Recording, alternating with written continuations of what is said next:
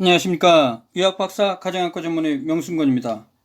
자, 오늘은 명순건TV 나경원 의원 아들 IRB 미승인 건 내용 정정을 말씀드리겠습니다. 일단 먼저 사과의 말씀을 드리겠습니다.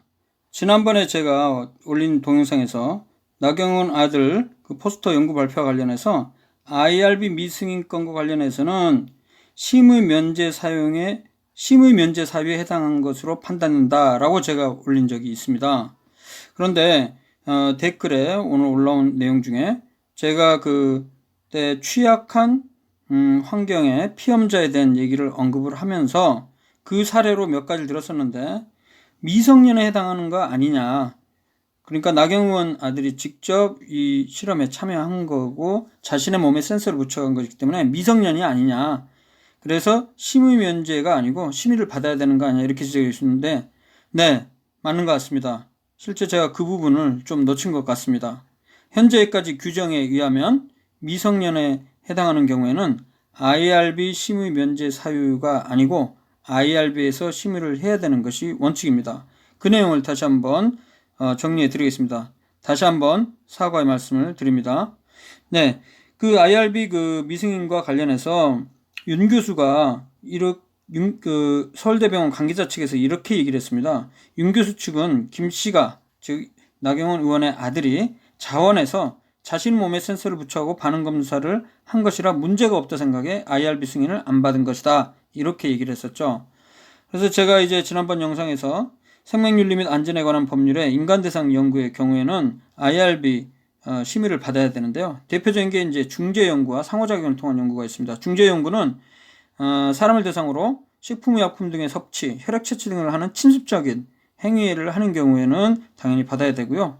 그게 아니더라도 의사소통, 대인 접촉 등의 상호작용을 통해서 연구생자의 대면을 통한 설문조사나 행동관찰 경우도 그 IRB 심의가 필요하다고 되어 있습니다. 그런데 생명윤리법상 인간대상 연구에 해당하면 IRB 심의를 받아야 하지만 연구 대상자 및 공공에 미치는 위험이 미미한 경우에 하나요 심의 면제를 확인해 줄 수 있다 이렇게 되어 있습니다. 여기에 해당하는 경우는 연구 대상자가 취약한 환경의 피험자가 아닌 경우입니다. 그 경우에 있어서 1번 약물 투여나 혈액 채취 등의 침습적 행위가 개입되지 않은 연구, 그리고 신체적 변화가 초래되지 않은 단순 접촉 측정 장비 또는 관찰 장비만을 사용하는 연구인 경우에 있어서는 심의를 면제할 수 있다는 것이죠. 그래서 제가 이 슬라이드를 같이 함께 보여줬었어요. 제가 지난번 동영상에서 취약한 환경의 피험자. 취약한 환경에 있는 시험 대상자라는 것은 임상시험 참여와 관련한 이익에 대한 기대 또는 참여를 거부하는 경우 조직위계상 상급자로부터 받게 될 불이익에 대한 우려가 자발적인 참여 결정에 영향을 줄 가능성이 있는 대상자.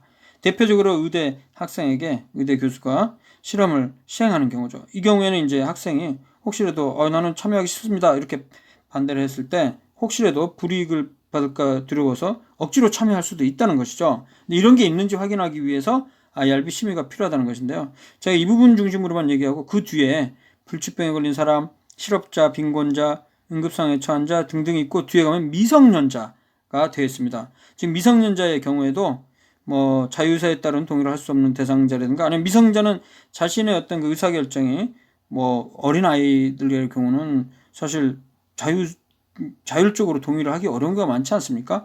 그래서 이제 미성년자, 고등학교 1학년, 2학년이라 할지라도 미성년자에는 해당하기 때문에 취약한 환경의 피험자로서 심의 면제가 아니고 심의를 받아야 된다는 것이죠.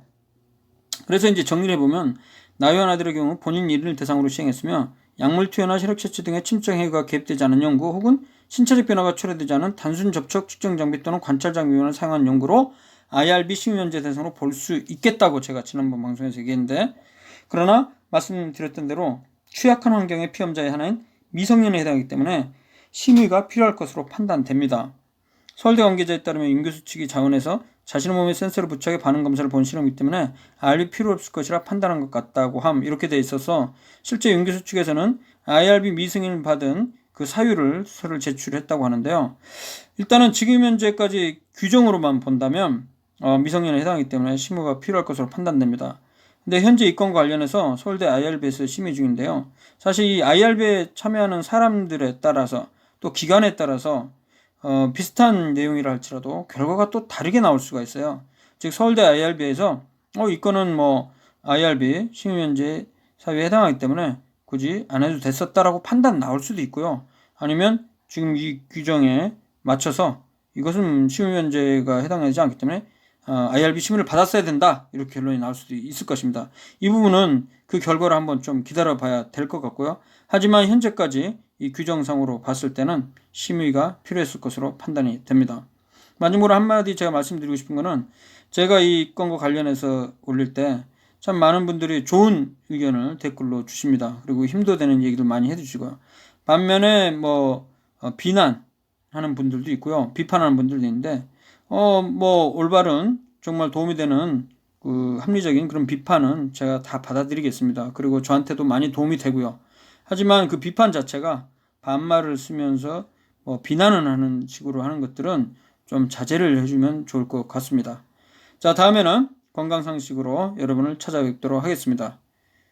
자, 명순권TV 오늘은 여기까지. 다음에 뵙겠습니다. 감사합니다.